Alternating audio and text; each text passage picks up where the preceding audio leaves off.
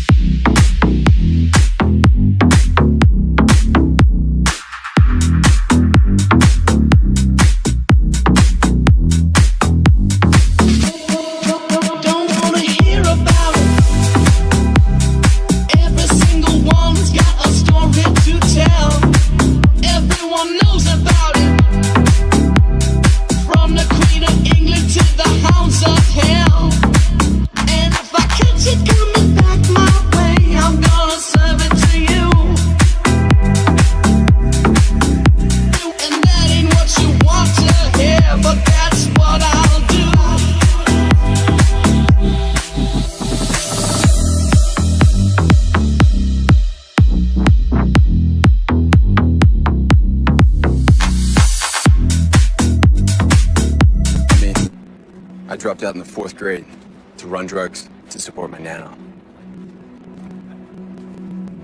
That means you haven't known the triumphs and defeats, the epic highs and lows of high school football. Forgot Gibby. Oh, yeah. Gibby! Gibby! Oh! He's pulling his cock out! Woo! And here we go.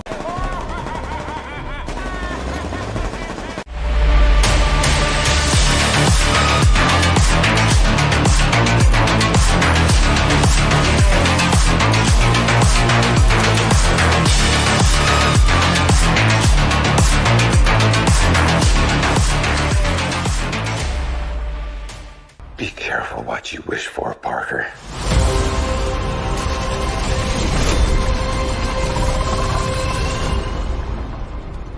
Hello, Peter. What's up, everybody? Welcome back to the Multiverse movie show. Today, we don't really have any major topics. We're just gonna vibe. We're gonna chill out. This is a stream we planned last second, so I don't really expect that many people, but we are gonna vibe today. But before we vibe off today, let's play our special Kenobi clip. In my mind's eye, Kenobi. Kenobi! I love playing that clip. But anyways, welcome everybody to the Multiverse movie show. Let me actually put the camera down. I don't know, I'm a little picky when it comes to the camera. I think that's a good angle right there. I think that's a good angle. Although I don't like seeing the door top, like that top part of the door. So let's put that in good frame. Although that's a little tilty. Let's get it straight. There we go. But anyways, welcome everybody. You know what? Man, who cares? Who cares? Let's screw it. We're going live. But anyways, we got Darth Scipio in the chat. What's up, Darth Scipio? He says, "What's up, Isaac? What's up, Darth Scipio?" But anyways, today's stream, it's just a fun stream. We're just gonna talk movies. We're just gonna talk whatever you guys want. So anyone in the chat, we just have fun. We're gonna talk now. I know the title is Superman, Man of Steel. You guys know I have a deep love for Henry Cavill's Superman. Man of Steel. It is to me my favorite Superman movie of all time. You guys know Henry Cavill is specifically my favorite Superman. Batman vs Superman. I have a giant love for that movie, and of course, Zack Snyder's Justice League is my favorite movie of all time.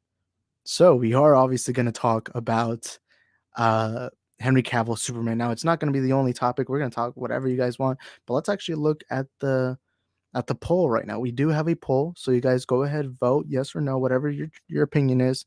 And it says, should they bring back Henry Cavill? And by that I mean, should Warner Bros. Discovery bring in Henry Cavill back as, of course, the Man of Steel? Everyone knows him as that. And 100% of you guys say yes. So most of you guys are big Henry Cavill fans. So that's always good to hear, because obviously he is my favorite Superman of all time. But before we start off today's video, we do have a membership program. You can become a member today. It's near the subscribe button. There's a join button. You become a member. It is only 99 cents a month and helps support the channel financially. And you get a shout out at the end of every one of my videos, including my streams. And also follow us on our social media platforms at Isaac the Film Geek, both on Twitter and Instagram. You know what? Let's all have fun. Let's all hang out. Let's have a great stream today. But, obviously we're going to talk a little bit about the Warner Brothers Discovery merger. That's been a big deal, in the movie world. Of course, it's a massive deal. It's a big deal. It's a major deal. And of course, you guys know I'm a big Snyderverse fan. I'm a big Zack Snyder fan. I'm a big fan of Henry Cavill Superman. But I've always felt like Henry Cavill Superman, or at least the character of Superman in general, has been treated as lesser for the last couple of, years. The last solo Superman movie we've had was released in 2013. That's the last solo Superman movie we've had. Now we're in the year 2022, 9 years. It's going to be a decade of no Superman solo projects. And I know you could use the excuse that Batman vs Superman can be considered that too, because it does have the name Superman in the title. But even then, that came out in 2016. That's still quite some time since we've had a Superman project on the big screen. Zack Snyder's Justice League wasn't even on the big screen, by the way. And even if it was, it would have been released back in 2017. I believe that's when it came out. So we haven't even had a movie with Superman overall. Well, Shazam, I guess we can count Shazam as part of that, but Shazam didn't even show Superman's face. And then, yes, we had that cameo in Peacemaker, which I love the cameo. I know a lot of people don't like that cameo, but I love the cameo. But yeah, also, y'all smash the like button for those people joining us here today on the stream. Y'all go comment in the chat, or if you're watching a replay, you guys, comment in the comment sections, however you guys want to, with your keyboards. But we also have brother Daniel Martin over here talking about the great gospel that is Morbius. So thank you for being here, Daniel Martin. He says, "What's good, Isaac? What's good, man? Glad to have you here." We have Rashad Lon that says, "If Hamada had just done a Justice League 2 with the Legion of Doom, he wouldn't be in this mess. Well, no, I don't think it's that simple. By the way, um, you guys know I'm a hardcore Zack Snyder fan. I mean, there's a poster back there of Zack Snyder's Justice League. Wait, it's right behind the Captain America. But if it's not that simple, I do think that there are still going to be issues even if the Snyderverse gets restored because look, Hamada didn't cause this problem. This problem was here before Hamada was here. Um, Now I don't think Hamada. Look, I don't think Hamada has done a terrible job, but I don't think he's done a good job either. Like I think he's done a fairly decent job. If I was Discovery, if I was Discovery though, if I was Discovery, I would not have him there anymore though. I would, I wouldn't have him there. I would have gone a new replacement. I would have gone somebody to lead DC films because I do think the major, most important thing DC needs right now is a Kevin Feige figure. Also, you got Ethan in the chat. He says, "Hey, yo, Ethan, if you want to come on, message me on Instagram. I can send you a link." But yeah, it was awesome having him here on Thursday. For a while, that was Friday, but Thursday. We also have Daniel Martin again, brother Daniel, who's bringing us the great gospel that is Morbius. Because we all know, you know what? I gotta say this right now: the Morbius cult has to sacrifice me because I'm not. The fact that I'm speaking about anything besides Morbius right now is a sin. So I apologize to my Morbius loving brothers and sisters. By the way, it's all a joke. I really I like Morbius. I like Morbius. I like Morbius, but it's not a masterpiece. I think it's a fairly decent movie. I think it's better. I actually consider it the most underrated comic book movie of all time. I'll say that. But yeah, we got Dark Scipio. He says, I think DC films have been a gloomy side and Cavill was way too serious as Superman. Hey man, I disagree, but that's the fun thing about this chat. I was saying this on Thursday. It was Thursday night when I did a stream. I was saying that one thing I hated about my old chat. And look, I've always loved you guys supporting the channel. I've always loved having you guys here. But one of the things I didn't like about my channel a year ago is it became a gaslighting Snyder channel. It became a channel filled with just me gaslighting people about hating Walter Mata, loving Zack Snyder only. And I'm glad that now we have some diverse opinions. And even though I disagree with that, because I love it, Henry Cavill to me is the best live action iteration of the character that is known as the Man of Steel. But hey, I still love having these differences of opinion. So thank you for being here, Dirt Scipio. And you guys let me know in the chat down below. What do you think? Do you think they should keep Henry Cavill? Do you think they should fire Henry Cavill? I don't know, man. You guys vote right now, which we actually have a poll that says, should they bring back Henry Cavill? 78% say yes, 22% say no. And if you guys could, let me know in the chat or in the replay, whatever it is, please let me know. Should they keep Henry Cavill or not? And you guys let me know, like, kind of describe what your answer is. Also, my headphones keep falling, so I got to put them back. Kavari. We have Kavari that says they should recast Superman with a hopeful, bright Superman and not dark, depressing, evil Super. I'll actually say this. If they were to go back with the bright Superman, I think Henry Cavill could do that too. Just, it would probably be a different director, obviously. I don't think Zack Snyder would like a generic Superman, the gee golly man, I'll save that cat out of the tree. And I like both iterations of Superman. I just think that for that time period, 2013, it was perfect to change up the character of Superman. But it is what it is. And then, of course, Ethan says, I would, but I'm eating Lamau. It's all right, man. You can come on whenever you want to. And Rashad says, also, should I see Morbius? Hey, I'll say this right now. I like Morbius. I think Morbius is an underrated comic book film. I think I had a lot of fun with it. And we also have Ashley here, who's a major, she's a major Morbius fan. So she'll tell you better than anyone that Morbius is the greatest movie that's ever existed. Like, it's Martin Scorsese even had to come out and apologize about comic book movies because he saw Morbius and thought to himself that, Morbius is cinema. I'm just kidding, by the way, I'm kidding, but I like Morbius. I had a lot of fun with Morbius. I enjoyed it. I don't think it's a movie that I'll buy a Blu-ray copy to, but I had fun with it. I enjoyed it for what it was. I like Jared Leto in the role. Matt Smith was definitely freaking amazing. But I like Morbius. And of course, Daniel Martin. I'm sorry, brother Daniel. I'm sorry. You know what? I'm gonna rename the stream to Morbius. I'll just call it Morbius. I'm not even gonna put any other title. It's just gonna be called Morbius, the title. And we can only talk about Morbius. But before I continue on with the rest of it, I got a special note right here. Let's get 69 likes. So y'all smash the like button so that way we can get the funny number, of course. But anyways, let's continue. What comment was I on? Ethan over here says Henry Cavill's too good to let go, and I feel Superman needs another solo film. Right. By the way, we have not had a solo Superman movie since since uh uh since 2013. It's almost been a decade. We haven't even had any announcements of even yesterday in the article. Let's actually bring up the article. Let's bring on the article overhaul DC overhaul. Discovery. All right. All right, here's the where is it? Okay, so here's the article. We're gonna pull it up right now. Let's share screen. I'm very slow at this, so I gotta improve on that. But yeah, I gotta name the title Morbius. Let's see if I can find the specific thing that excites me about the future of Superman. So to give you guys context, Warner Bros. Discovery recently finally completed the purchase of Warner Brothers. The merger has happened. Discovery now has creative control of Warner Brothers. And one of the major things they said that I really like is that they said they want to have DC be its own division, kind of like Marvel. Like, for example, Marvel isn't just a small division in Disney. They have their own studios that are funded and supported by Disney.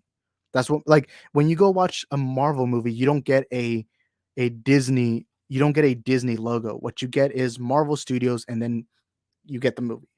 What DC, however, it is a subdivision in Warner Brothers that isn't their own studio, and it is owned by Warner Brothers. And even when you go watch a DC movie, it starts off with the Warner Brothers logo.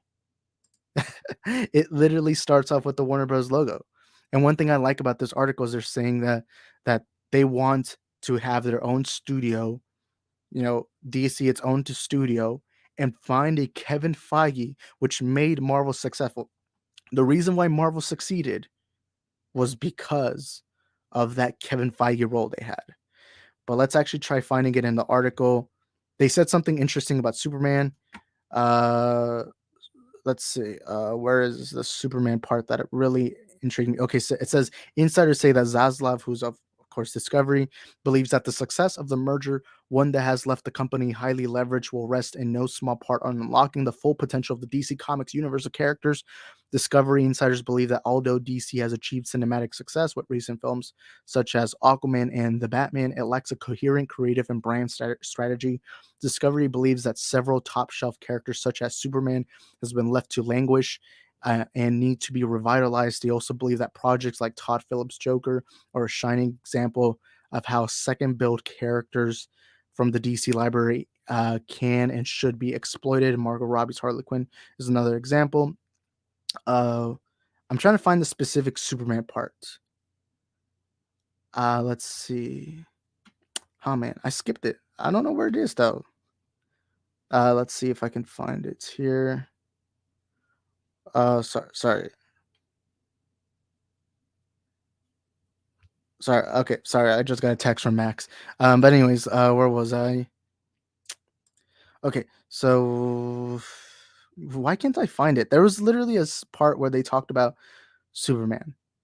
I don't know, but I'll just put it here. They said something about how they don't like that Superman has been shelved, because Superman has been shelved.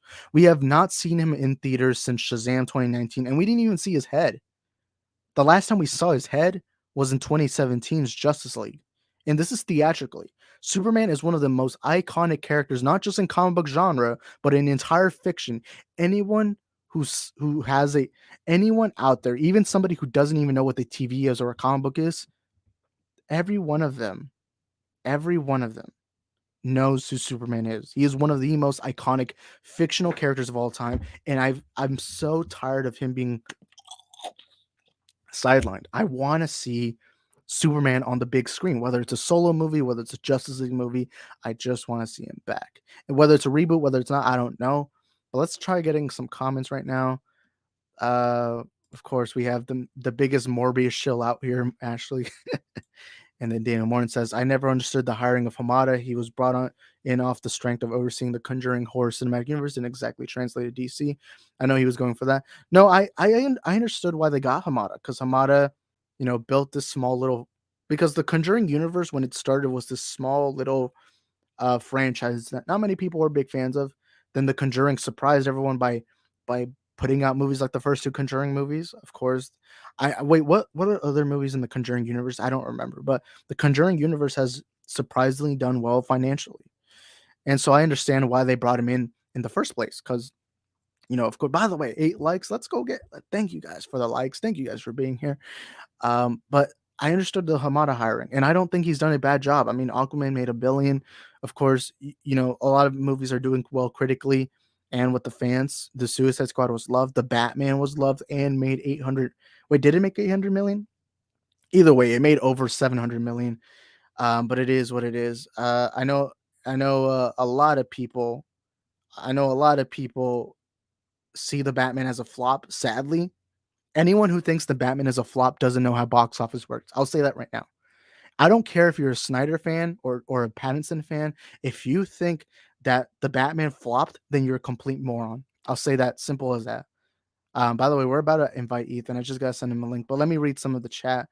Let's get. All right. First, I gotta send Ethan a message because he says to invite him. Crap. There we go. All right. I sent you the link, Ethan. So yeah. Okay. So I think it should be sent. But anyways, Dark Scipio says, Isaac, we don't want a Superman out of the Marvel mold.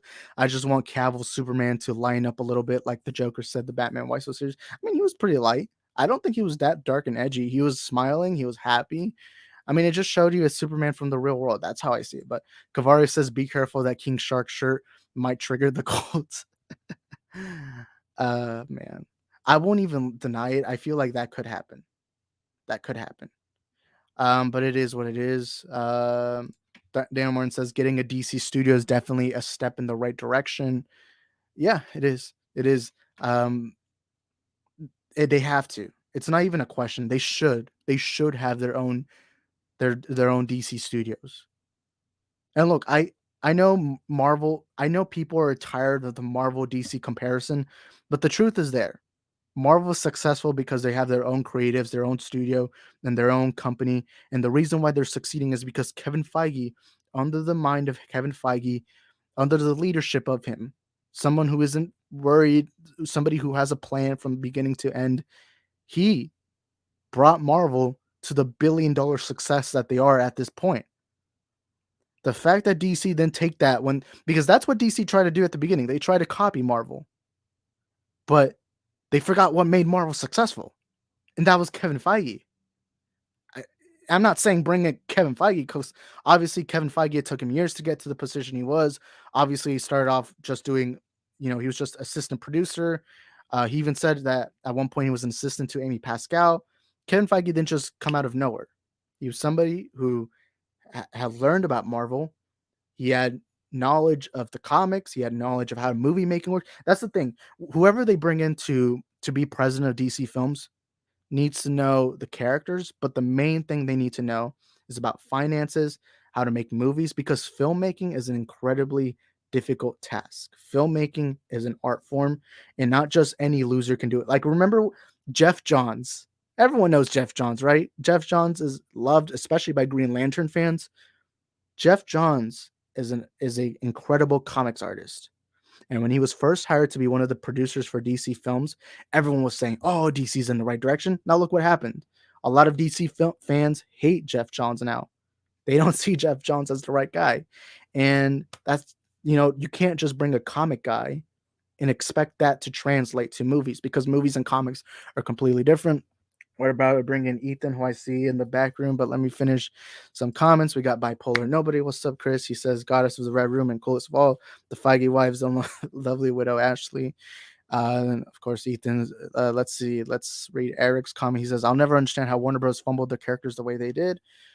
Here's the problem with Warner Bros. Here's the problem. they tried to do, and I, by the way, this is coming from a hardcore Man of Steel fan. Batman vs Superman, you guys know I love it. There's a poster back there, Man of Steel. Big fan of Zack Snyder's DCEU. Here's the main problem with what Warner Bros. Did. They never had one guy to lead them to success. Sure, you could say they brought in Zack Snyder, but even then, it didn't seem like they were trusting Zack Snyder. Because Zack Snyder didn't originally plan for the second movie of their cinematic universe to be Batman versus Superman. Originally, it was just make Man of Steel 2, then have the Batman, and I'm fine with the way he was going because I like the movies either way. However, the problem is before Suicide Squad came out and before Justice League came out, they panicked, they feared because of the backlash BVS got, and because of that, Suicide Squad is now critically hated to the point where even the sequel, James Gunn's Suicide Squad, suffered from that sequel, sequel syndrome. I think that's what we'll call it. And then Justice League obviously became one of the biggest financial failures of all time, to the point where people had to ask for another version of the movie. And that was the problem with Warner Bros. They panicked too quickly, and them panicking has led them to where they are now, where now those fans of those movies are attacking you every time, and some of those movies didn't do well financially, and now these future movies, now you leave people confused because now you're doing separate universes with Joker, the Batman, which I'm fine with. That's cool. To me, the only thing that's a priority is make a good movie. But even within the cinematic universe, you see Peacemaker, you see Suicide Squad, you see Birds of Prey, you see Wonder Woman 84, and you're wondering, where is this leading up to? Is this just random movie after random movie? Which I'm fine with. Just make a good movie. But eventually you're going to hit that pole of where's this all going? But I think we're all cut up. But we got the one and only Ethan in the building. What's up, Ethan? How you doing, man? I'm doing all right, guys. Yeah, so this has been always like my whole thing with DC, like your whole quote. Like I've heard you say it a lot. It doesn't matter as long as it's a good movie. But their issue has been that they're trying to make a cinematic universe, but they're not doing a good job at connecting the dots. There's plot holes coming out of the wazoo, while everybody just wants a good story. Like that's why films like Batman and Joker have done so well. They are story driven, not universe driven. You know? Yeah. And the thing that Kevin Feige has done so perfectly well, yes, in Marvel you don't get as much creative control as any other franchise. Like most directors would probably want to work for DC rather than Marvel because they get more control. However, with Kevin Feige, here's the thing: here's the one man. He has a plan, and when he hires you to make a movie, he tells you, "Hey, here's the things you can't do. Here's the things you can do. Here's the money you need. Go do your movie." Mm-hmm. Under DC, it's do your movie. We don't know what we're doing. Like Wonder Woman 84 is an example. In the DCEU, they established that Wonder Woman can't fly. She jumps really high. She can fight, obviously, all that. But in Wonder Woman 84, which is before BVS, she's flying. Mm-hmm. There's plot holes in there. And it's the thing that's frustrating me with the DCU, which is why I'm so glad that this Discovery came out and they were like, hey, you know what? We want a studio. We want a Marvel, like we want a Kevin Feige figure leading the helm, because if done well, DC can bring you billions. And the biggest example of that is Aquaman. Aquaman made them $1 billion. A franchise, no, not even the biggest hardcore Aquaman fans would have even thought would have made $1 billion. Yet it made $1 billion. That, you're trying to copy Marvel, which you shouldn't copy Marvel, but there are things you could, which is let's get one leader. And that's the thing that's always frustrated with me with Superman or with DC, I mean. And that's what worries me, because Superman has not had a solo movie since 2013. Yeah. That is embarrassing. The thing with Superman is like, all right, not only do we obviously needed a leader role for the studio, like a Kevin Feige figure, but since they were trying so hard to establish a ultimate universe, they needed a leading character who connects the dots, and that should have been Superman.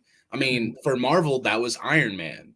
Iron Man connected the dots for almost every character.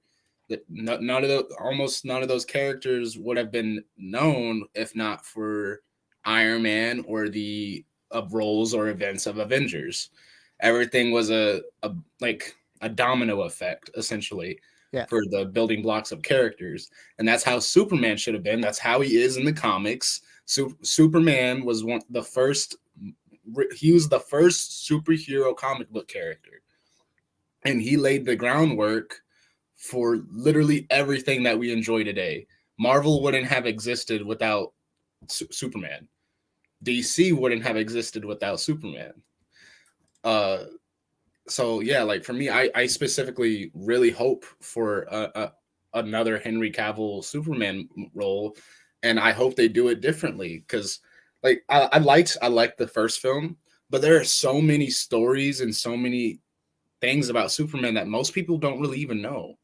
Like I can count on one hand how many people I've met who have seen All-Star Superman or have seen I forgot this one film's title, but it was essentially Batman and Superman versus Lex Luthor, President Luthor.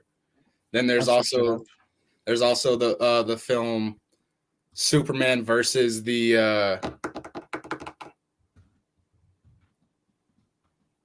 it was this one group, and all these, but the thing with these are all animated films, and I guess animated films do have that a lot of like they have some loose ground, but they do exactly what no different from what a normal live action film would do. They take their source material and they put in their own heart and soul into it. You know. Yeah, and of course, I'm expecting something different to happen. Obviously, with Discovery mergers coming in, they're obviously going to implement their own strategy, and that's the thing. AT&T, I respect AT&T for releasing the Snyder Cut. That's a brave move right there. But AT&T is a phone company. They're not meant for movies, and they clearly proved that. I think they were brought in 2018. They bought out Warner Brothers in 2018 or 2019, I believe, somewhere around there. And they left, or 2021, it was announced that they're going to give it to Discovery. That wasn't a long time period. And I'm glad for that, because AT&T is just a phone company. And that's why I'm glad Discovery, because Discovery has been shown. Yes, I know Discovery doesn't have experience in like big blockbusters, obviously, but they know about filmmaking, they know about television shows, they know how to give their creatives the control they need, and that's why I'm excited to see what Discovery does. And I'm really hoping that leads into DC Studios, because one of my worries was right now, as of now, this is just now, this is probably going to change. We have the J.J. Abrams Black Clark Kent movie. We have the what's his name? Crap, why am I forgetting? Michael B. Jordan produced Val Zod movie on HBO Max. No news about Henry Cavill. What's the deal? It's Superman. It's this not having a Superman on the big screen is like Marvel not having a Spider-Man. Mm-hmm. They're iconic characters. It's not just that Superman's iconic to comic book fans. He's iconic to anyone who's ever existed. And you can go anywhere with that Superman logo and everyone would go to a recognize it. third world country and they'd be like, Superman. Oh yeah. Every time I go to El Salvador, there's logos of Superman out there. Everyone knows who Superman is. I don't know how you don't have a Superman. And that I like how Zack Snyder did have Superman as the central figure, but my worry after that was how it seems like Warner Brothers are scared to have Superman in the front face, because obviously, even though Superman's iconic, there are those people who think that Superman is just a boring character because he's a Boy Scout kind of like character. But if done right, he's an icon. Look at Christopher Reeves. Look at all the animated stuff. Superman can be iconic as long as you make a good movie out of him. Yeah, and they need that focus. The thing with Superman's role is, or his stories, they usually involve either like his life as Clark Kent having issues, or the fact that he has a lot of like existential stuff. Like, yeah, he can beat any opponent, but a lot of his stuff is how do I save the world, or how do I keep the world safe? I mean, I am strong, I can do it, but I want to change it permanently. I want to be able to have a lasting effect. Mhm. Or some of his things are a lot of his enemies that actually do pose a physical threat, like Doomsday or um Darkseid, Brainiac. Those are characters that they could easily explore in the live action and make it interesting if they just want to keep it, for some reason, want to keep it action based instead of showing how deep of a character Superman can be. Mhm. And then we have Rayan. What's up, Rayan? This is how you doing? We're doing good. And Hank Deasy says, "Hi, gentlemen." What's up, Hank Deasy? And then Dark Scipio says, "AT&T bought Warner Bros. For a great price, but they didn't know what to do with it. They also ran DirecTV into the ground because of the incompetence." I'll be honest, I don't even know what. To be fair, cable's gonna die within the next 5, 6, or not 5 years. I would say like 8 years, because streaming right now, like I won't deny it right now. Streaming to me is far better. It's cheaper. I mean, which is going to change. Eventually, streaming is going to be way too expensive. But I don't know. AT&T, yes. Again, I thank AT&T for releasing the Snyder Cut, because that I still remember there was a time period where releasing that Snyder Cut was impossible. I mean, you can go on YouTube and find 10-hour compilation videos of movie pundits saying that Snyder Cut doesn't exist, and obviously it does because there's a Blu-ray copy back there. But AT&T, they're not a movie company. It's the same exact if I don't know, some major company called me up and said, "Hey, we want you to be CEO." I have no experience in that, so why would they do that? It's the same thing with AT&T, and they're a phone company. They don't know what they're doing. I don't think they did a terrible job, but they didn't. It doesn't seem like they did anything well, and especially with DC, they just kind of left DC to rot. They just kind of left it there. And what Marvel, and again, I'll bring it up again. With Marvel, it's Disney owns Marvel, but they gave Marvel the creative control to be their own studio and let them do what they want. With DC, it's different. With DC, it's they're owned by Warner Brothers. Warner Bros. Controls them. Warner Bros. Gets to do whatever they want with DC. I mean, the best example of that is when you go watch a Marvel movie, it doesn't start with the Disney logo. It starts with Marvel Studios. With DC, it starts off with a Warner Brothers logo showing Then that. DC. Yeah. In fact, it's probably more emphasis on the Warner Brothers logo than the DC logo, because the DC logo just shows up quickly, then move on. And I'm really hoping they have a plan. Although I don't know if we've ever had this conversation, Ethan. I didn't mind that they killed Superman in the second movie. What are I know it's off top. I mean, it's a Superman stream. It doesn't matter. But Oh what do you yeah. think of Zack Snyder killing Superman in BVS? Honestly, when that was one of the things that when I thought about it in the film, I was like, they could have done the Doomsday plot point way better for one, and a lot later. Like if they wanted to kill Superman, why didn't they just let Batman do it? like I feel like, I mean, I love Batman versus Superman now that like I tried. Wait, you love it? I hated it, but like I've been taking a look at it, and I've been trying to look at some of your points that you make and try to not be so irritated with it. Like there's still things I'm irritated about. I'm not gonna give it up on it, but I could see why it could be appealing. But one of the things that I thought they should have done, since they were establishing Batman as a type of character who will kill, which I don't agree with, but all right, this is the Batman we got, right? This is the Batman we have. So let's say instead of the whole Lex Luthor side plot point, have him creating Doomsday, I feel like Batman should have killed Superman, then learned about how, and then after learning all the stuff about the framing for one, and then just kind of realized, oh, we kind of needed that guy. Yeah, I'm actually surprised right now hearing you say you love BVS. I don't love it. I accept it. You like it? I accept it. You accept it? I won't deny it. I hated BVS when I first saw. Look, all movies are subjective. Like, for example, we got Kavari in the chat. Me and him, we disagree on a lot of DC stuff. He hates the Zack Snyder DC stuff, while I love it. That's fun. That's the fun thing about movie talk. It gets boring if we all agree on the same thing, but I won't Yeah. deny it. When I first watched Batman vs Superman, I was like, how old was I? 14, and at the time, obviously for 2 whole years, BVS was on my mind. The first time Batman and Superman are on the big screen together. The closest thing we ever got to that prior to that was in, I think it's Batman and Robin. Batman quickly says, and this is why Superman doesn't have a sidekick. Or I think it's that movie. I don't remember. But those two icons on the big screen, that's a big deal.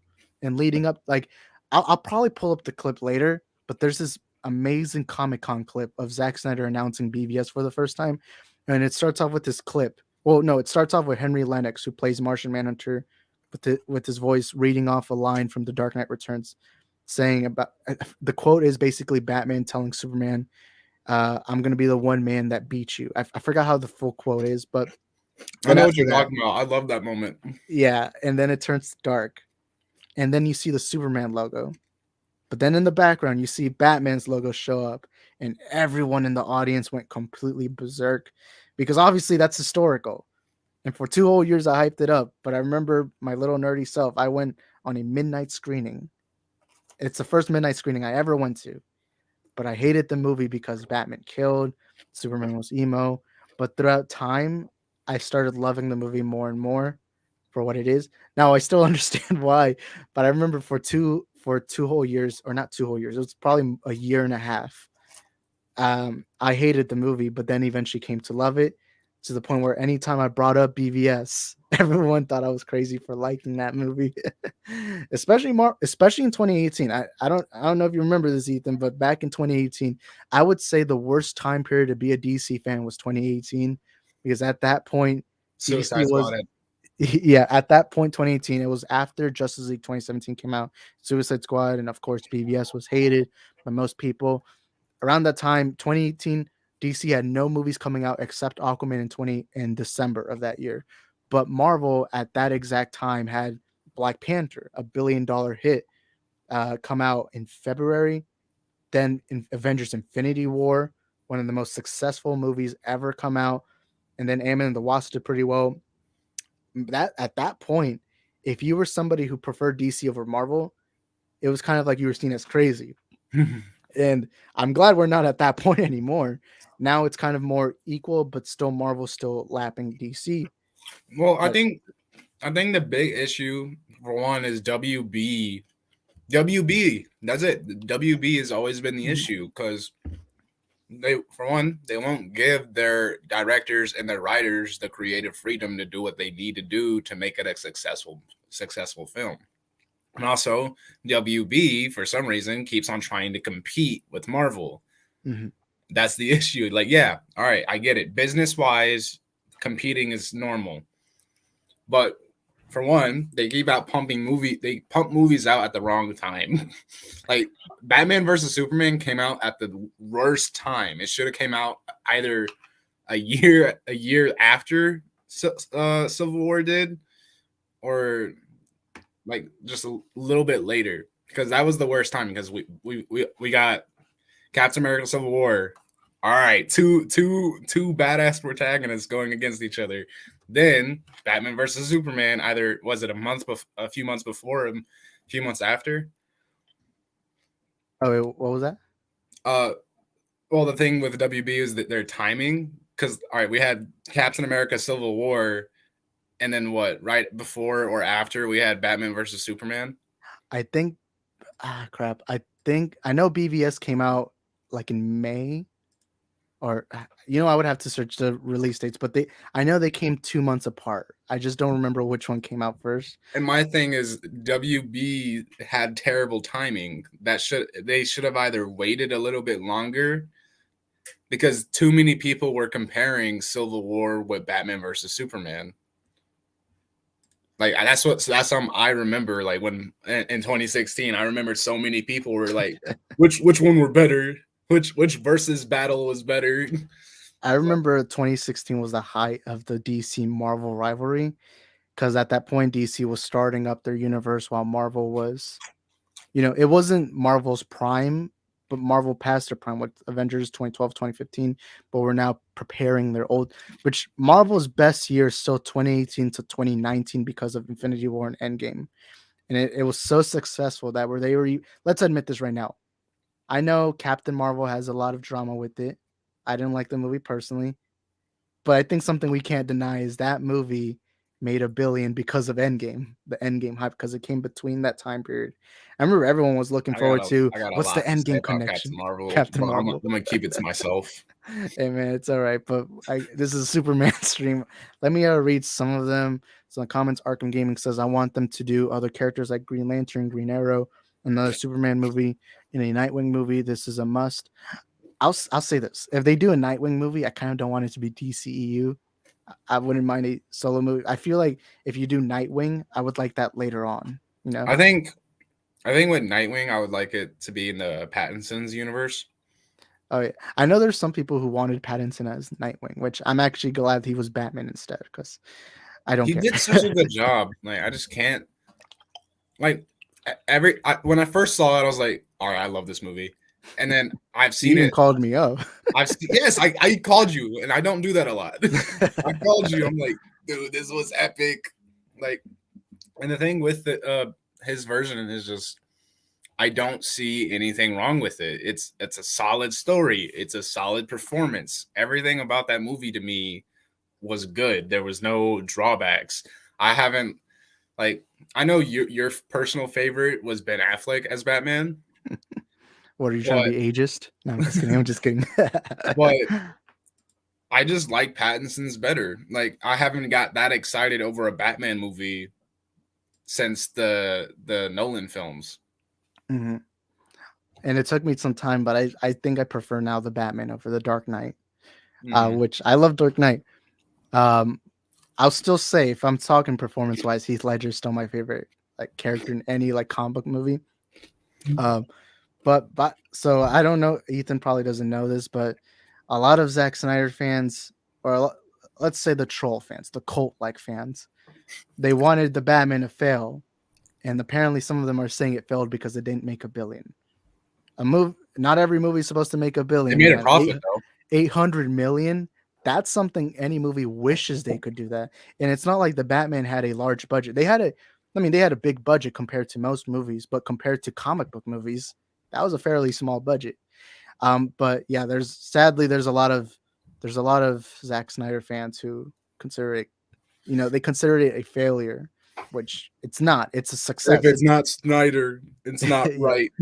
It's sad that that's how the fandom is right now. And yeah, like Kavari over here would know. I mean, I like Zack Snyder's vision a lot more than what I like WB tries to push onto the DCEU, because like at least like I might not always agree with like how he writes or how he wants the characters to be portrayed, but I do like the fact that it's unique. I like the fact that it's his own story and he's not pushing any sort of agenda. It doesn't seem like the way he writes, like the way he wrote Man of Steel and the way he wrote his actual version of the Justice League, he had a clear vision. He had a clear story he wanted to tell, and he had a clear goal. With Josh Whedon and WB, when in their version, like I remember I made a video about it. I thought it was so cool. I thought it was such a great movie, and I think I made that video literally an hour after. Wait, you did? An hour. I deleted it. Dang, I was gonna look for it. I think I took it off YouTube at least. But no, I saw it an hour. I did it an hour after I watched the movie, and then I went to go see it again. I'm like, I was just fanboying. Like my fanboy bias, because like I wanted the movie to be so good. Like I went in like, all right, this movie has to be good. It's a live action Justice League. It the has first to ever be, Justice League on the big it has to be a good movie. I go in, watch it. Oh, see the post credit scene. Oh, no, I won't deny. There's some scenes in the movie that I like, but overall, I hate. Like for example, I like Flash and Superman having their race. Mm-hmm. And I know a lot of people hate this line. I don't like it as much as the Snyder version. There's specific line. It's when Superman returns and he says, I believe in truth. I'm also a big fan of justice, and punches Steppenwolf. I know everyone hates that scene, but I like it. I felt very That classic feels like Superman. Superman. Yeah. He's Although I do prefer the Snyder version when Steppenwolf's about to cut Cyborg. I don't know why it took me a while to say Cyborg. He's about to cut Cyborg, and Superman, instead of grabbing the axe or pushing Steppenwolf, just he allows just him stands there. And he's like not impressed. And if Superman was more cocky, he'd be like, "Bitch, please." please. He'd follow because Superman, even Henry Cavill's version's very like, what's the word? They're very kind. They're not. They don't want to flex or show off. They know it's a Yeah. serious matter. He's just there. But I do love how he just stands there, looks at Steppenwolf dead in the eye, and says, "Not impressed." Like the thing with Henry Cavill's Superman, like although it feels like the writing is just all over the place every now and then, that's just my opinion. Like, I mean, it is. It's like we have a war between the Snyder way of doing things and then the WB way of doing things. So like the writing is always all over the place. We can't, because like when I look at some of these the DC films, I can't point out character traits that are unique to each character. I can't always point out a unique character trait. I mean, it seems like a lot of them are very similar in the way they behave. Oh, you're talking about Zack Snyder's DCU? Just the DCU in general. But Zack Snyder's, it seems like it just a little bit more unique. like Wait, right. can I ask you this before? What's your favorite DCEU movie so far? DCEU. Yeah, this is. Wait, do you know all the movies in the DCU? Uh-huh. I'm thinking. Wait, have you seen all of them, or are there some that are missing? The only thing that I haven't seen from the DCEU is like Peacemaker, I think. Peacemaker. Well, that's not a movie, but I'll admit I actually Well, it's prefer a it over part of the Suicide universe, Squad. isn't Yeah, it? it's the first series in the. I just Wait, mean like did you see when the I ending think of of the Peacemaker? Huh? Did you see the ending of Peacemaker? No, I haven't seen No. it at all. Would you like me to spoil the ending, or No. would you like to hold off? Hold off. All right. I think Nobody in the chat spoil it. I don't want to talk about the ending of Peacemaker. it's either my favorites are either Superman, or I mean Man of Steel, Aquaman, or the Suicide Squad. Like the what's the director's name? James Gunn. James Gunn. His Suicide Squad. It's between those three. So you're a hardcore Polka Dot Man fan.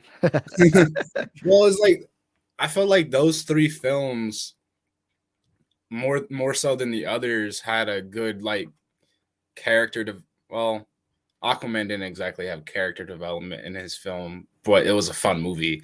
Like I really liked Aquaman. I just thought it was a fun movie. I liked the direction and I liked the camera work. And it wasn't bad. Like there was a few like cheesy moments, but like for the most part, there wasn't anything that I just like or like cringed at, you know. Mm-hmm. But Man of Steel and The Suicide Squad, those two clear character development. There was good beginning, middle, and end to both of them, and like I felt like in The Suicide Squad, James Gunn's Suicide Squad, like I felt a lot more attached to the characters in that movie than I did in the first Suicide Squad movie. Because like my whole thing that I keep saying about the first Suicide Squad movie, two actors should not have to carry the entire movie. So I'm gonna predict it right now. I'm assuming you mean Will Smith and Margot Robbie. You mean to me, somebody else? them two and the actress for Amanda Waller. Oh crap! I forgot her name. I know her name. I don't know why. I've seen Viola her Davis. Viola movies, Davis. but I don't remember her name. But like three actors do not make a movie. Like there was only four characters in that movie that I was actually interested in. And how many out of how many characters were actually in that movie? Diablo was one of them. Deadshot, Harley Quinn, and Amanda Waller. Those were the only four characters I was interested in. But the thing is, I knew nothing bad was going to happen because, all right, this is Will Smith. They're not going to kill off Will Smith's character. Same as Margot Robbie. They're not going to kill off Harley Quinn because they had already said how, or they deleted so many scenes of Harley Quinn and Joker because they had future plans for Harley Quinn. So you heard it here first. Ethan's a big Ayer cut fan right here. I wasn't worried about Harley Quinn dying. I just didn't care.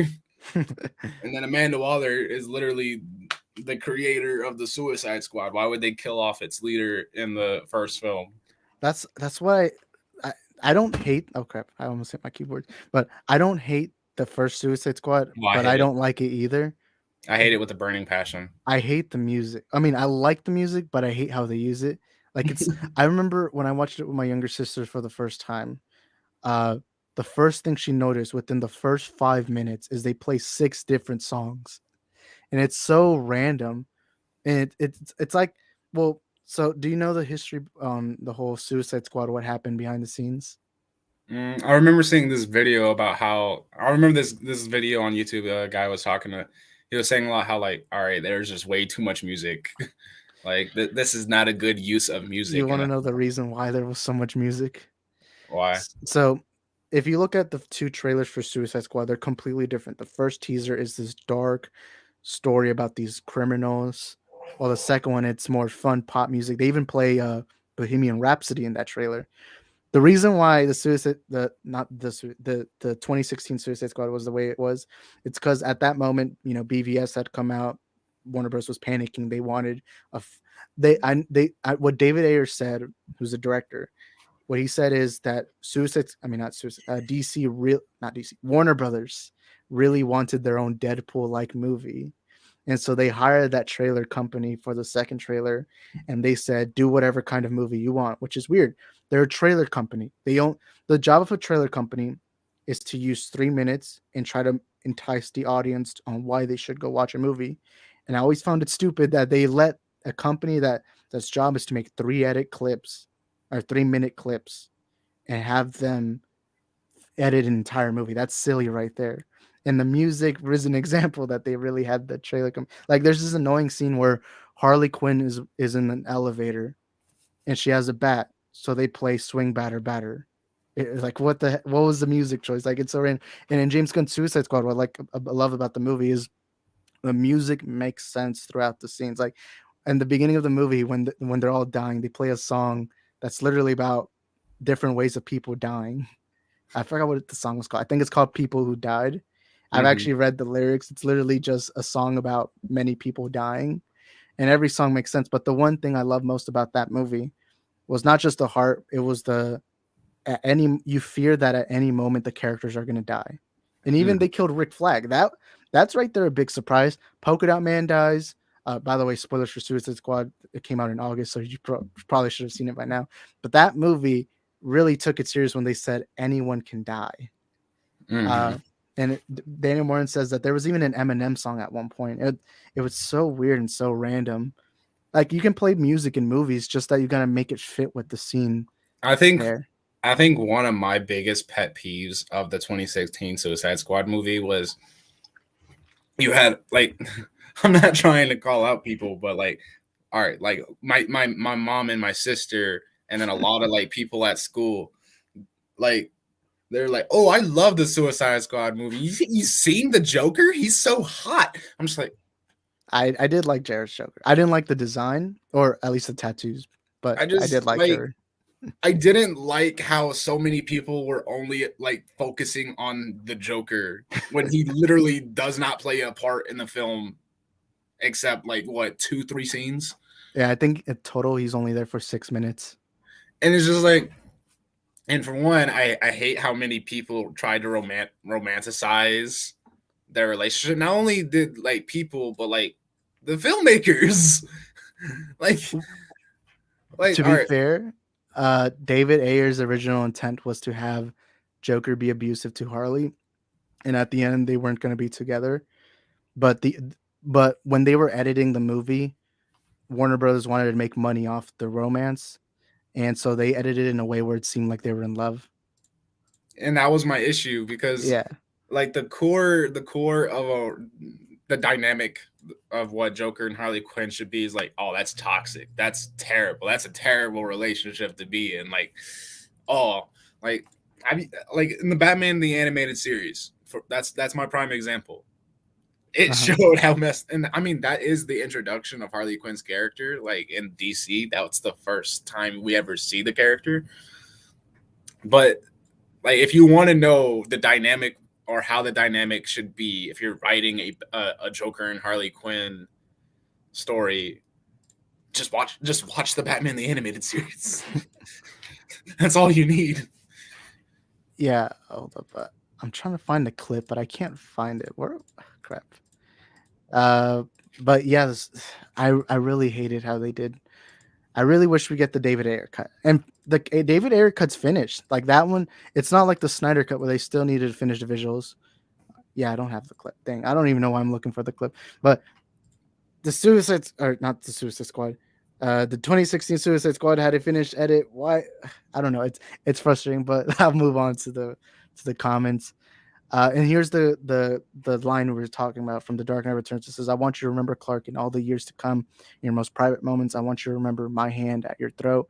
I want you to remember the one man who beat you." And yeah, that's the line. That's probably my favorite line in The Dark Knight Returns, which is my favorite Batman comic till this day, which probably explains why I like Ben Affleck's Did Batman. you ever watch the animated movie Part 1 and Part 2? Yeah, that's probably my favorite animated DC movie so far. You know what? I might just watch it after this is over.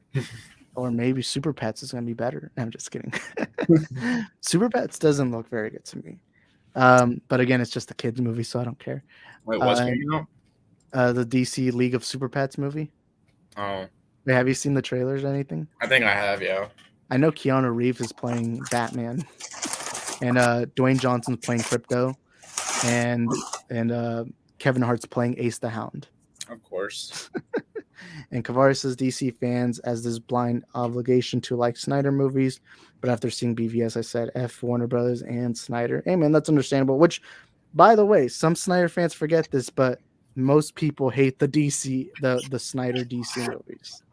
Most people hate it. But I just feel like right? I feel like we're better off with Snyder than we are with WB or anybody that they choose. I would more just want so when they elect the president, it probably shouldn't be a director because that's not the job of a director, but they should elect someone who's good at finances, who's good at filmmaking, who knows the effort in film and understands a little bit about the characters. And what I would want them to do is let Zack Snyder finish his trilogy, which was going to be Justice League Part 2, Part 3, maybe even do a Man of Steel 2 in between. Let his vision complete. And then you can do Elseworld stories because that's what Zack was envisioning. He envisioned his movies first and then allow any other branch. Because if you look at the lineup, he was playing a Cyborg movie, a Green Lantern Corps movie, Man of Steel 2, Flash, Wonder Woman, of course.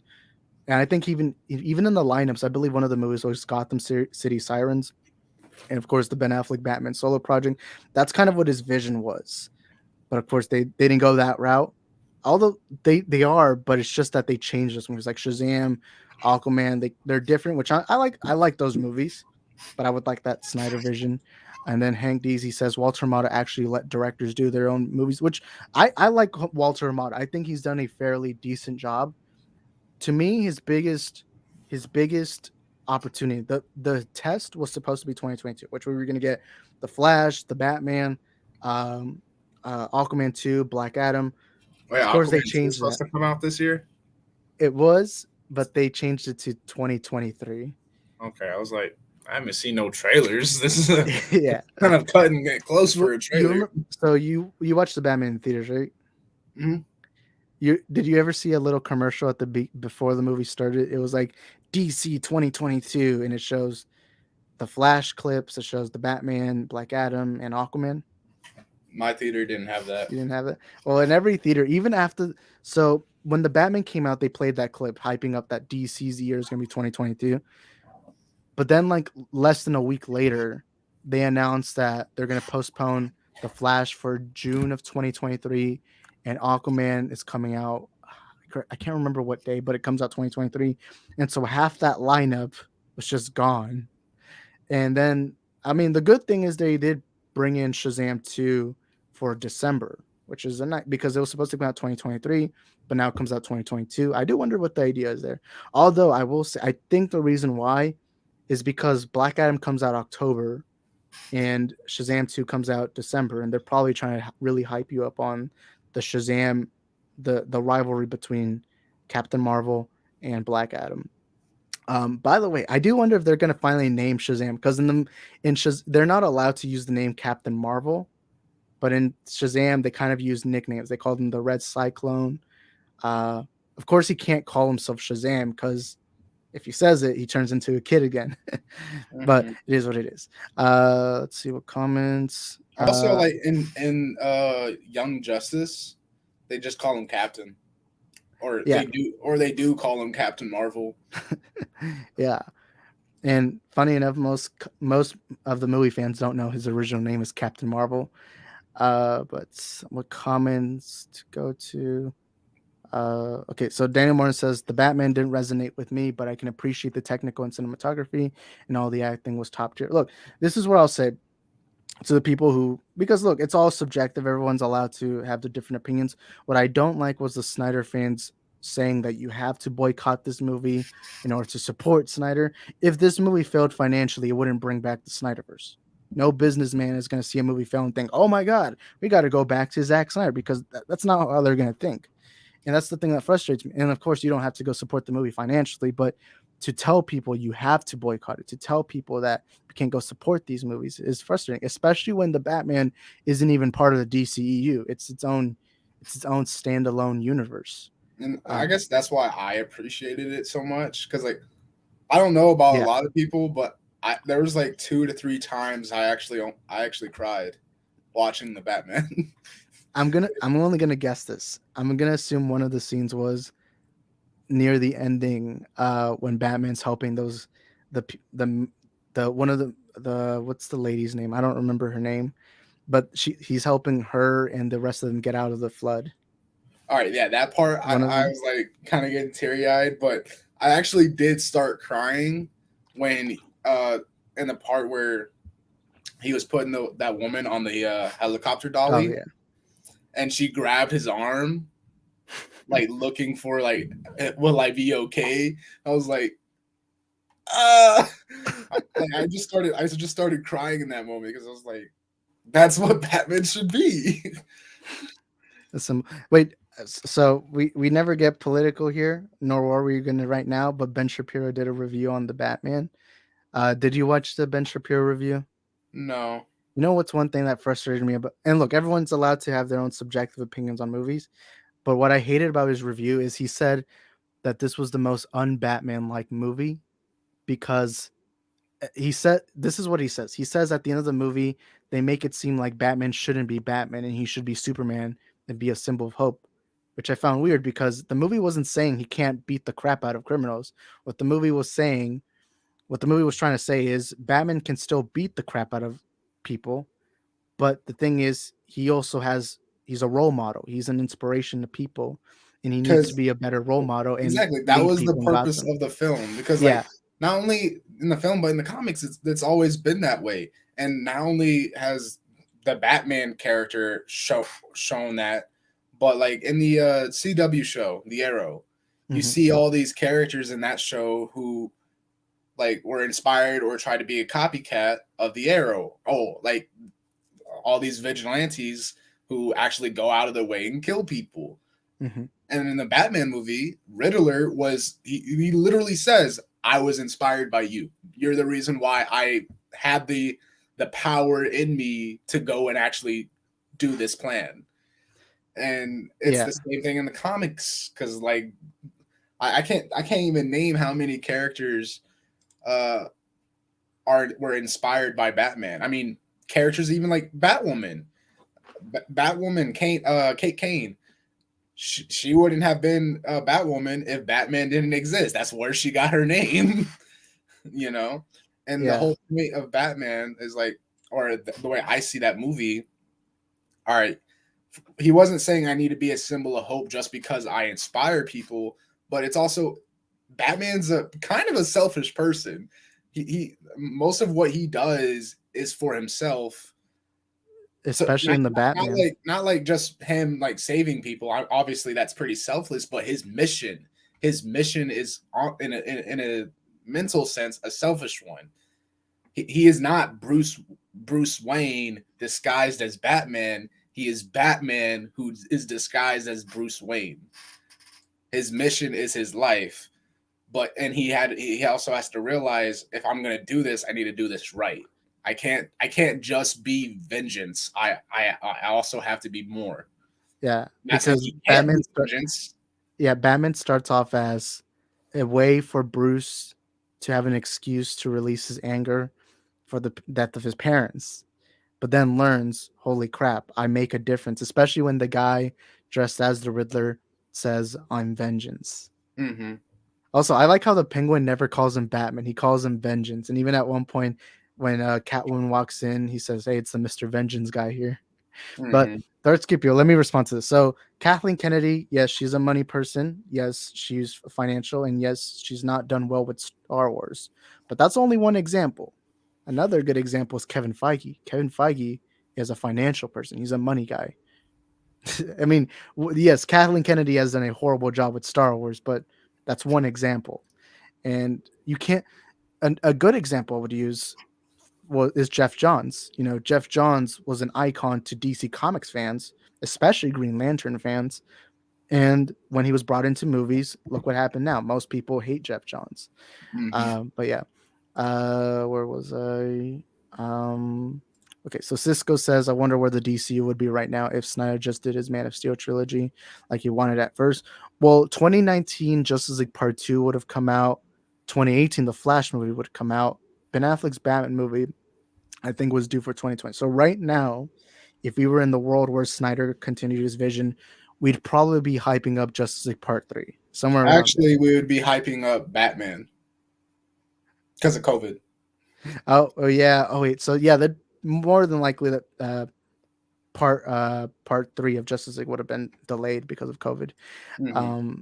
But yeah, and Daniel Morton says BVS made money, but the budget was high as well. We can't remember what it was. I'll admit there's this false narrative saying that BVS was a flop. It's not. It made 800 million box office. That's a good sign.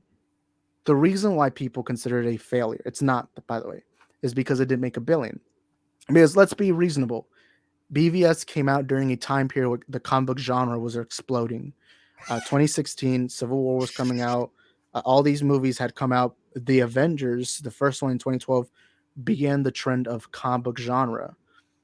And BVS, obviously, you have the two biggest icons in comic book history, Batman and Superman. And at the time, it was expected that a movie like that would have made $1 billion. It didn't. Doesn't mean it's a flop, but it was lower than what Warner Brothers expected. It's kind of like let's say you buy a car for $5,000 and you use it for 2-3 years and you expect to sell it for, I don't know, $3,000. So you're expecting to make $3,000, but the highest bid you get is $1,000, or not 1,000, $2,000. It's a decent amount, but it's not what you expected, and that's kind of what BVS was financially. And Kavari says, if Snyder continues his universe, I honestly believe the franchise would be beyond repair. I doubt it. I don't think it would be $1 billion success, but I think it would have been decent. And of course, Kavari says, have you guys not seen Army of the Dead? That's probably one of the worst movies I've seen in 2021. I actually didn't. I thought it was decent. Army of the Dead was decent. Like, I like every Zack Snyder movie besides Sucker Punch, but Army of the Dead was one of his weakest movies, and the main reason why was the movie was way too long. Like, I think that movie should have been cut up 30 minutes. Ethan, did you watch Army of the Dead?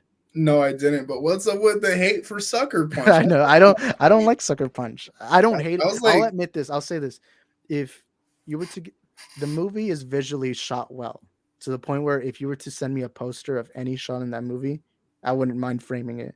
But I didn't like the movie overall. No, you're a Sucker Punch fan? That was actually one of my favorite movies when I was like younger, because I remember watching it so much when I was younger. That when it comes to a Zack Snyder movie, especially when I was younger, I think 300 was one of my favorites because I think that was one of the first R-rated movies I ever saw. I think my first Zack Snyder film was The Watchmen. I think that's at least in our age range, that's probably Watchmen. Wait, no, Watchmen's probably the first Zack Snyder movie I watched, or one of the first R-rated movies, because I just remember because it was so. Watchmen's very brutal. There's a lot of it's beyond R rating. I love that movie. I I really loved enjoyed it. I don't love it, but I really enjoy it. Like, you know, Well, it's because like this is something that me and my dad have always said. The Watchmen franchise and universe, like when he first saw the Watchmen, he said, "This is how I see realistically how the world would react to superheroes." yeah, definitely, especially the Dr. Manhattan stuff. Mm-hmm. And by the way, I know they changed the ending, so I still think the Watchmen graphic novel is far better than the movie. But one thing I prefer in the movie is the ending. I prefer that Dr. Manhattan becomes the figure of controversy rather than the squids at the end of the Watchmen graphic novel. But I still prefer the novel. Nandarkshire says at the end, Bruce realized he could be something more for Gotham than just vengeance and striking fear in the heart of criminals. Exactly, like he learns that, you know, he was being selfish the whole time. He was just kind of beating the crap out of people out of anger and rage. But at the end, he learns he can still do that, but he also needs to be a hero to Gotham. He's a symbol of hope to Gotham, especially Gotham, because a reminder, Gotham's a very terrible city filled Yeah, with crime, and the fact that there's this guy dressed as a bat I helping just people. I just don't see like how Shapiro would draw that comparison to Superman. Like, yeah, Superman's a character or a symbol of hope. However, his meaning of hope is drastically different from Batman's meaning of hope. Wait, Because from who? Superman's symbol of hope Oh, is okay. I was very confused for a different moment. from Batman's symbol of hope. Because Yeah. for Batman in Gotham, hope doesn't come normal. That's not hope isn't an everyday thing. Well, like this is something that I guess a lot of people talk about. This is why a lot of people aren't as interested in Superman comics. But all right, like when you draw a comparison between Gotham and Metropolis is like, all right, but their problems are always like, we got some very strong or very smart dude about to destroy the city. I saw this meme that says, imagine getting out of your 12-hour work shift and you see Superman throw your car at a bad guy and miss. Just imagine how pissed off you would be. And that happens because obviously in every Superman movie, you always have to have Superman throw a car at a villain. Yeah. But like I guess my biggest comparison is like, all right, there's always has and always gonna be hope for Metropolis. Metropolis isn't a doomed city. Yeah. Gotham has been doomed for decades. In fact, Metropolis looks very good. Like when you look at images of Metropolis, it looks like this nice, prospering city. But when you see images of Gotham, it looks like this terrible, dirty city. Like it doesn't even look like it should be a part of America.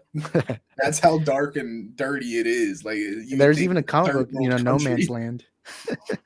Like you would think the apocalypse has already happened. What's even worse, the Gotham or the Nightmare Timeline in the Snyder movies? Gotham.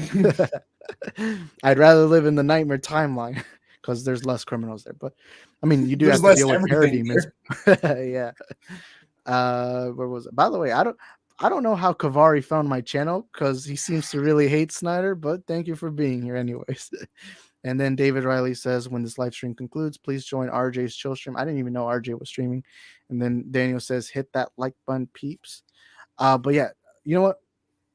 Let's see how long the clip is. So you remember how earlier I was talking about the Comic-Con when they announced BVS? Mm-hmm. You want to see this 5-minute clip of when they first announced it? Yeah. All right, so let's put it on screen. I'll probably skip until like where Henry Lennox starts speaking. Okay. Come from me and say that that it is official that we are going to make another Superman movie. Woo!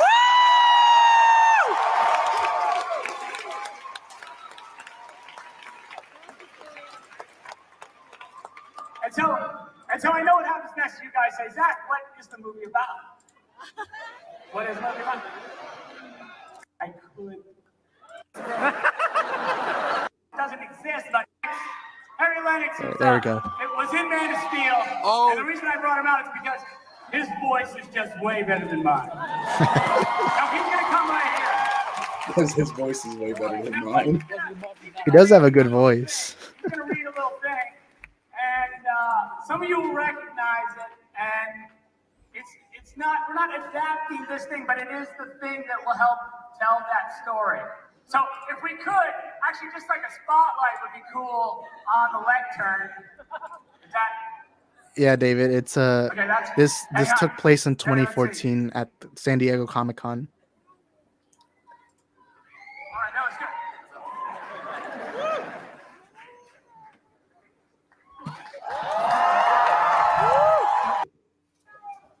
I want you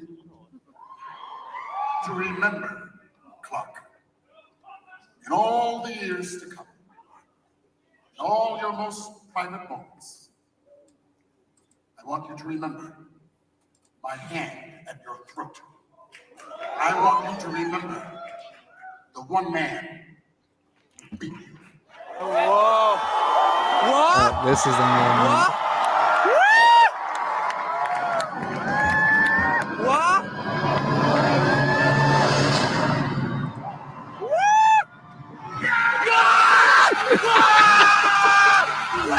Oh, I wish I was there, dang. I remember when this clip went viral on YouTube. I should probably lower the volume. No. See, that's my favorite thing about comic book movies is that I like how the guy's yelling, "World's finest." I think that's it. I think the guy just says what the shit. But I still remember it was around 2014. This clip went completely viral because of course the news of a Batman versus Superman movie is major. But also Kavari brings up. I'm gonna pull up the article right now. I know nobody's excited for this, but I'll just quickly bring it up if it lets me.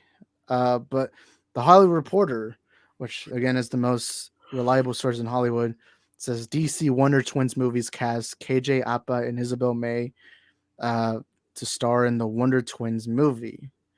Now, I'm not a Wonder Twins fan really, but the thing that worries me is Riverdale. Yeah, me and Ethan, we've had conversations. I'm sorry. didn't we I talk think about it in our last stream that we did together? we talked about it before we went live. Yeah, but I don't know if any of you guys seen Riverdale, but to give you an example, here's a line from that show. Me. I dropped out in the 4th grade to run drugs to support my nana.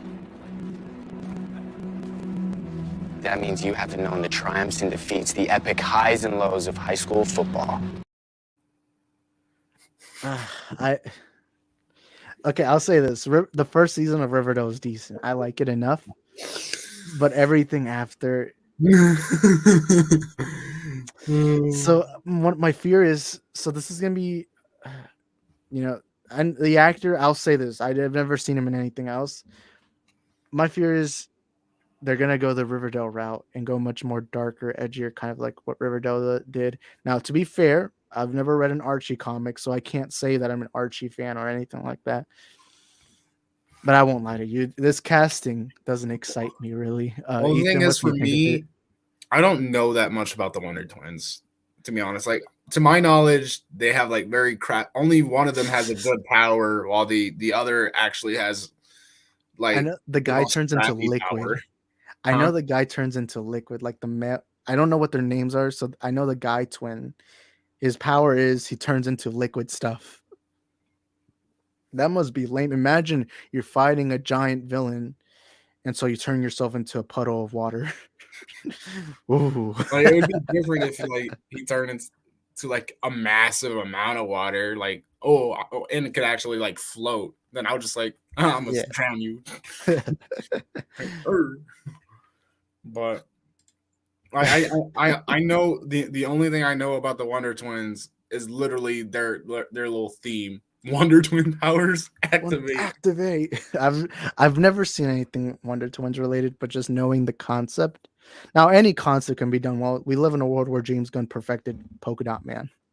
So, anyone, the fact that this scene gives people, the fact that people love this scene. I'm a superhero! I'm a motherfucking super. So I won't say anything's impossible because we love Polka Dot Man, and that's a character that Rest even the in most. peace. I want a Polka Dot Man spinoff series. But the fact that we live in a world where even Polka Dot Man is now a fan favorite means that anyone can be a fan favorite. Just gotta be Rinwell. But I won't deny it. I'm not excited for Wonder Twins at all. And I have nothing else to say, but just don't be Riverdale. Show the clip again. Wait, which one? You know which one. The Riverdale one. I dropped out in the 4th grade to run drugs to support my nana. That means you haven't known the triumphs and defeats, the epic highs and lows of high school football. Let's hope this is not what happens. You don't know Let's hope there's much better writing than this. Just imagine telling somebody that you had to sell drugs to support your grandma, and their response is, "You don't know the epic highs and lows of high school football." What the heck? I'm sorry. And? Wait, what? Like if I was that guy in that moment, I would have been like, and I don't have the luxury to enjoy I had time to play high school football. High school football. I'll say this. Even the first season had its terrible lines. I don't know how the actors can have a straight face reading all this.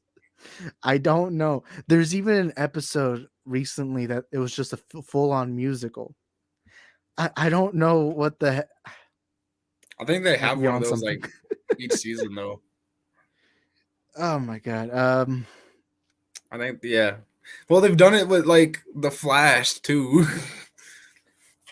You don't even get me started on the Flash. Man, you know what's funny? In 2014, they announced the Flash movie. We still have yet to see that movie. And during that time period, we got 9 seasons of the Flash. There's a clip of Stephen Amell, who's the actor for Green Arrow, saying that it was disrespectful that they announced a Flash movie while they were just starting a Flash series. I think he got his wish. Because 9 seasons is enough time, but 9 seasons already? Yeah, Hollywood Reporter did I stopped come out. watching it after season like 5. Yeah, me too. The first 2 seasons, I'll admit, are really freaking good. 3 is decent. In fact, I was hyped up for season 3 because they said they were going to do Flashpoint. That didn't feel like Flashpoint at all. But then what it became was Flash starting off the season saying, "I'm the fastest man alive," and then the villain he fights is faster than him, and now everyone's a metahuman. Even his best friends are metahumans. That's what irritated with me is because all right, like for one, the Flash did not feel like the lead of the show anymore after a while. Like, and all right, his most thing or his biggest like line. I'm not fast enough. I got to get faster. I'm not fast enough. And it's like, does it really take 9 years to be fast enough to not need help? You are a superhero. In the comic books, you did not have a team. You did it by yourself. The only team you were a part of was the Justice League, and that was for world-ending threats, not destroy Central City threats. I like the crew he had, especially Cisco. But it became stupid because now everyone became a metahuman. Like Harrison Wells, there's many versions of Harrison Wells. The one girl, she became that. What was her name? Frost something. I don't know. Then Cisco became Vibe, and I know they become heroes in the comics, all metahumans. But in the show, it started feeling silly because everyone became a metahuman to the point where it didn't feel special anymore. Because the first 2, what I love about the first 2 seasons is they established that Flash is the only hero in Central City. They established he's the only one who can protect people from the bad metahumans. But then it became everyone's a metahuman. So now Flash isn't special anymore. And also Flash kept complaining he's not fast enough, even though every season starts off with "I'm the fastest man alive." Are you sure? Are you sure you can keep saying that after losing to so many? And I'm fine if you do have a fast villain like Zoom. I love Zoom. Reverse Flash to me is, I think everyone can agree on It this, was but just is like the to me, it best was like Flash some of the villain. characters he were losing to made no sense. Like Mhm. I haven't seen any of like the newer seasons, but Yeah, like me neither. I like all right for one of the characters that I remember from like I think season 3, what was his name? Rival. Why did he have such a hard time against him? He was already Flash for 2 years. Yeah, Like, do I you don't not even. know your powers that well? Like, my thing is like, all right, Flash is honestly one of the most OP characters in all of comic books. I remember the actual animated Flashpoint film, which one of the things he says to Professor Zoom was, "You might have my powers, Thawne, but you have zero imagination how to use them." Right before vibrating his hand and then throwing whatever that was that he threw. It's like that's my Flash. And I like Grant Gustin. It's just that those later seasons became really silly. They Yeah, it's season 2 was I feel like the peak. Yeah. And I love the rivalry between Reverse Flash. Also, Flash kept showing everyone his identity. Like everyone he knew close enough to him, they all just knew. It's like he found the mask too uncomfortable. Well, or if it's like he forgot the fact that Cisco got kidnapped before telling Captain Cold his identity. It's like you I would like think Captain Cold. after that you would never tell anyone your identity again. Mhm. Because that's the point of an identity. Yeah, like even though you may trust them and they may never like tell someone randomly, you also have to keep in mind, all right, if you keep these people this close to you and they know who you are, what stops an enemy from kidnapping them and making them spill their guts? I don't know how many people have the willpower to not, give you up from a frostbite. You know, so DC fandom last year was a disappointment.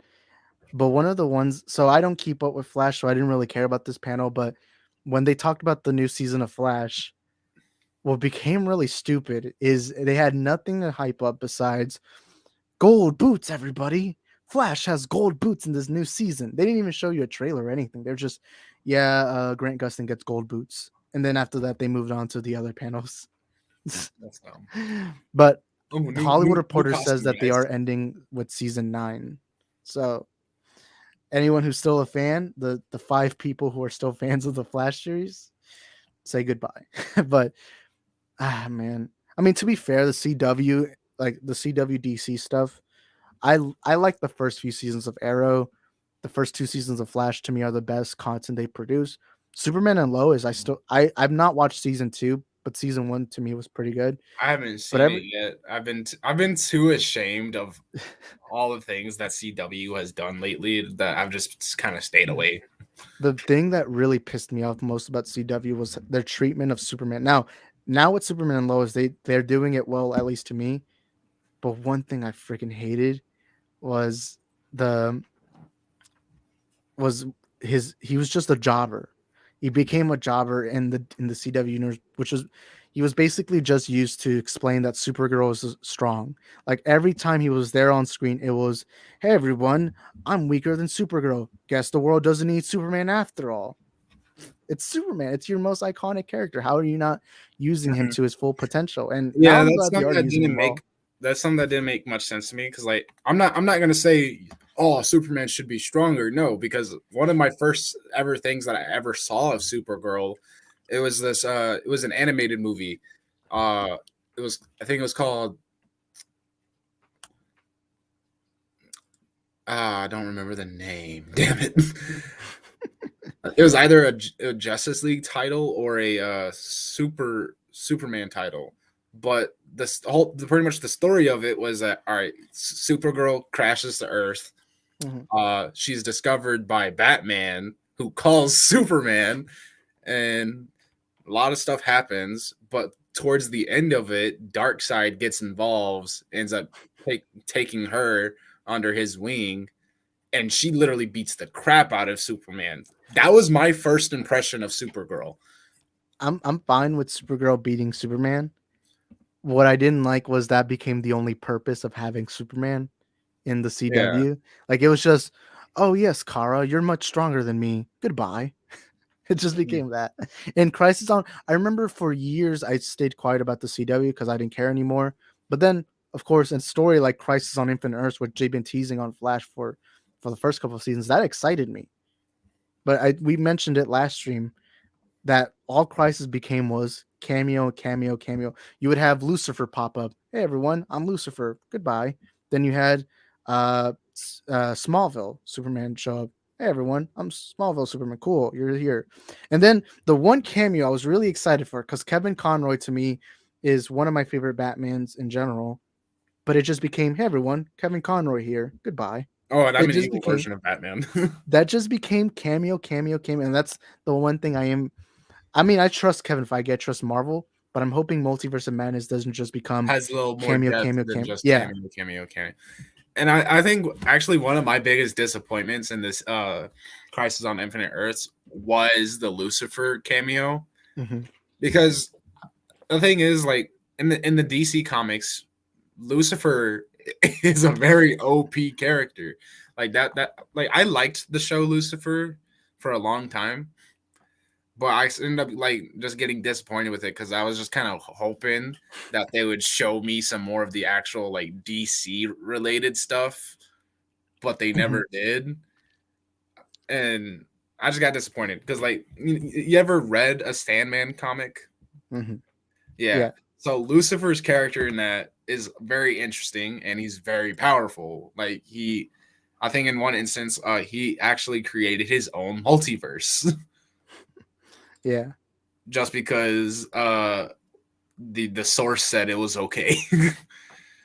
And so his appearance in the Crisis on Infinite Earths, with him just having such a minuscule like job, like he literally did nothing.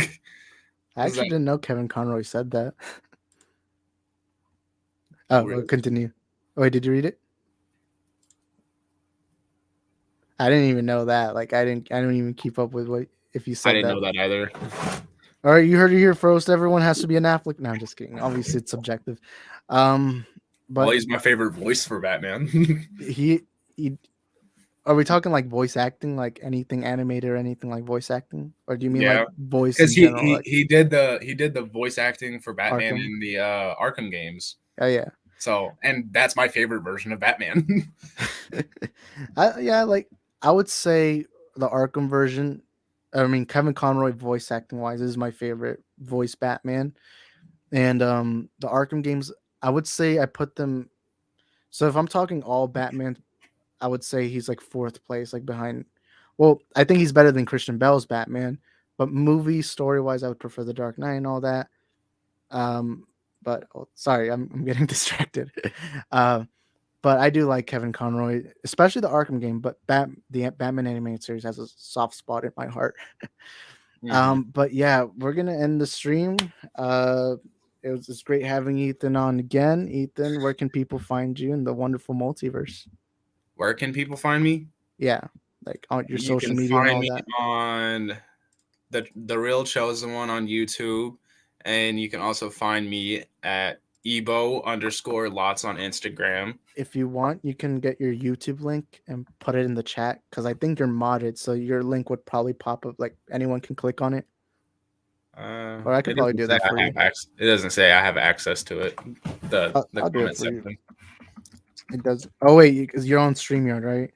Mm-hmm. Yeah, that's probably why. Okay, here I found your channel. I'll just put the link on the chat if it will let me. Oh, you're almost at 100 subscribers. Let's get Ethan to 100 so that way I can motivate him to make content. Get back onto the channel again. You're gonna be a DC champ. I think it should. Yeah, it should pop up on the stream. Yeah, there we go. Now, so y'all go subscribe to him, get him to 100 subscribers, or else I'll come to your house and kidnap each and every one. No, I'm just kidding. But let's read. I'll read some final comments and then we'll go. Kavari says Ray Fisher's Cyborg is getting a spinoff on HBO Max. Oh my God, you're talking about. You don't have any you don't have any context, but there's this guy named Sil Abdul who he's like a scooper, but he's not very known, and he always talks about how the Snyderverse will get restored. But I made a video saying that I don't like respect scoopers all that much because you can't really trust them.